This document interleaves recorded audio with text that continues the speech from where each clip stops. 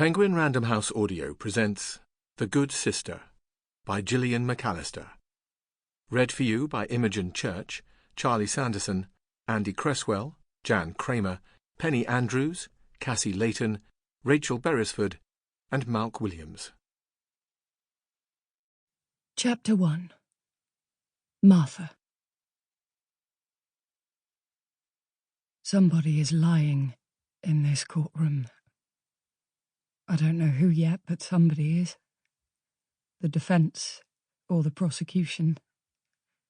They cannot both be telling the truth.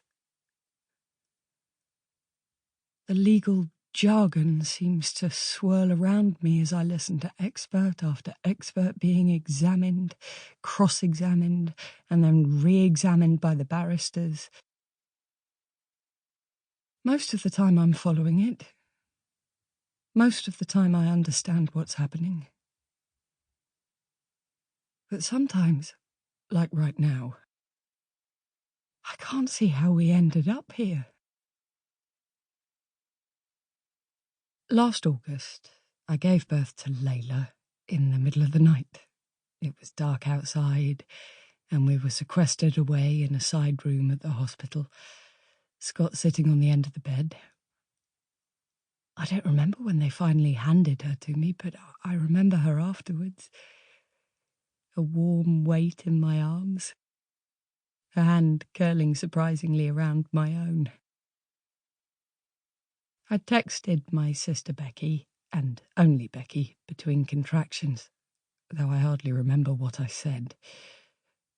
When she came to visit, she brought the late summer nighttime chill in with her. I could feel her cold cheek against mine as she hugged me. "You did it! Oh, you did it!" she said, celebrating me and not the baby. It was exactly what I needed at that moment. My sister.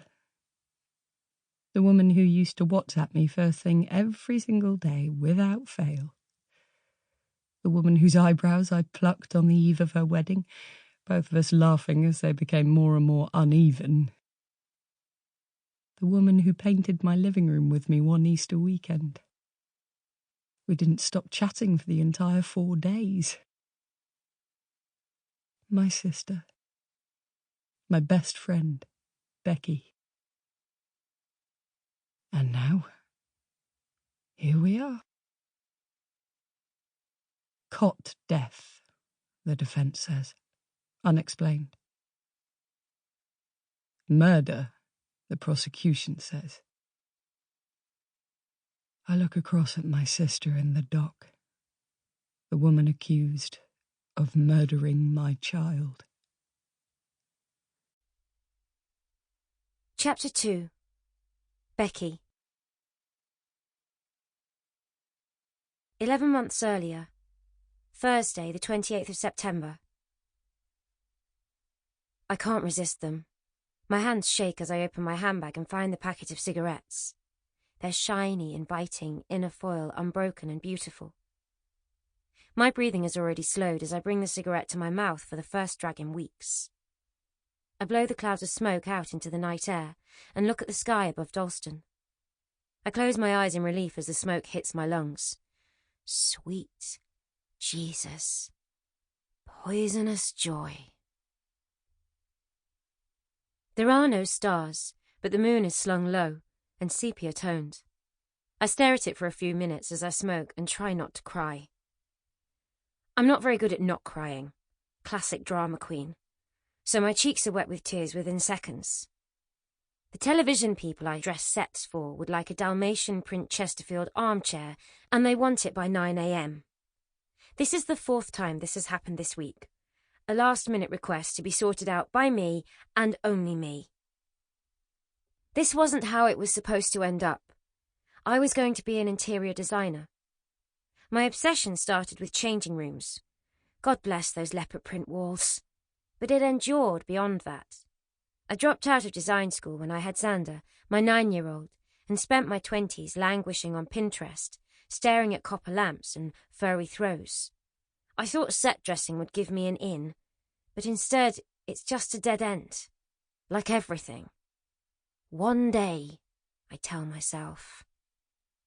My manager, Sandra, pokes her head out of the side door of the studio I am standing next to. "On it!" she says. She is tall and slim and believes, very seriously and very vociferously, in angels. "Well, yes," I say, "but there aren't any. I tried Gumtree, eBay and Etsy." "No chairs at all?" "No." She sighs, her thin hand tightening on the metal door handle. As I take my last puff and exhale, the smoke blurs her. "How's it going to look if we don't have that chair, Bex?" Bex. I hate Bex. "Bad," I say petulantly. "Have you exhausted every avenue?" "I thought so." "Have another think," she says, then goes back inside. The door sticks, and she doesn't pull it like you're supposed to. I inch it shut with the toe of my shoe. I look back at the old paper moon and find my sister Martha's number in my phone. She will know what to do. "Get a chair and some print then," she says immediately. She has always been this way, clear-sighted and firm. "It'll be easy," she adds nicely. This must be the 10th work problem in a row that I have called her about this week. Inflatable furniture, paddling pools, pug-printed duvet sets, anything, everything. She always helps, willingly and immediately. "What? Uncover it?" I say. "Yes!" I can hear Layla crying in the background. Martha has a full plate too, failing to take any maternity leave at all from her job, a charity that she set up herself. But here she is, answering my calls over a Dalmatian print chair. "Never mind," I say. "God, don't worry about this stuff." "It's fine, Beck," she says. "Honestly." "A chair and print," I repeat. "I'll report back." We hang up, and I take to Google again. I ring 4 haberdasheries to see if they can help me, but they don't answer. They're closed. Luckily, there is an extortionate Dalmatian print fabric on eBay, sold for mad people. I send one of the sellers a desperate message, and she responds almost immediately, the app ringing in my hand as I light up my second cigarette. I can get it from Islington before 11 tonight. Great, I think, sullenly. I get the tube straight there, using the excellent new tube Wi-Fi to search for a chair on the way. There is an armchair in Balham on Gumtree. The seller's username is "I love Harry Styles," and I think, well, don't we all? I arrange to get it at 11:30 p.m. The fabric is easy. The woman, short, plump, with a Bristolian accent, hands it to me wordlessly outside the front door of her ground floor flat. I thank her profusely and pay her on the eBay app while she watches over my shoulder. She doesn't move as I put my verified by Visa account details in. No doubt I will get robbed soon. And then I send a photograph of it to Martha, captioned, "One down." She sends a string of applauding hands back and my mood lifts. The chair lives 10 minutes from Balham Tube Station, at 193A Ravensleigh Road. I gather the roll of fabric as the tube pulls in. On the way up the escalator, a man complains at me for blocking the way, calls me a silly bint, and I stand the roll of fabric on the stair in front of me and move out of his way. "Don't bother to thank me," I say to his back as he strides upwards. He turns to look at me. "I'm sorry," he says in a broad Essex accent. "I was in a hurry." I walk past him in the foyer as he calls for a taxi. He comes out after me, and I let the door slam on his arm on my way out. He shouts something, but I march onwards. Twat. A woman wearing an actual negligee answers the door in Balham. I blink as I take in the black fabric, the thin straps across her shoulders, then follow her in anyway.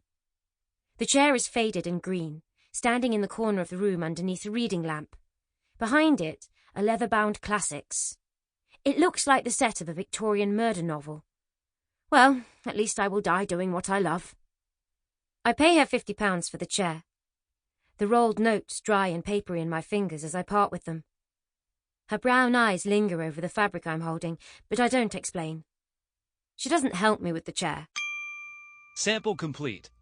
Ready to continue?